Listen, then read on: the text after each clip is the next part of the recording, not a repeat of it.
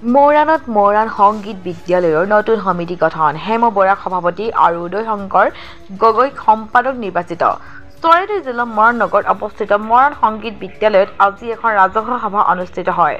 মৰাণৰ বিশিষ্ট নাগৰিক হেম বৰাই সভাপতিত্ব কৰা সভাখনৰ উদ্দেশ্য ব্যাখ্যা কৰে মনদীপ ভাগৱতীয়ে।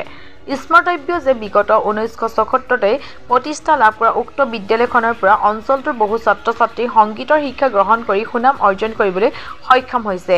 আজিৰ সভাত বিশিষ্ট অতিথি হিচাপে ভাষণ আগবঢ়াই শিক্ষানুষ্ঠানটোৰ প্ৰতিষ্ঠাপক সম্পাদক কেশৱানন্দ দুৱৰা, মৰাণ পৌৰসভাৰ পৌৰপতি অৰূপ দত্ত, জ্যেষ্ঠ সাংবাদিক বাচা বৰা, যদুনাথ পুৰী, জ্যেষ্ঠ নাগৰিক ঘনকান্ত ভূঞা, বিপুল গগৈ আৰু বিপিন বৰবৰাই।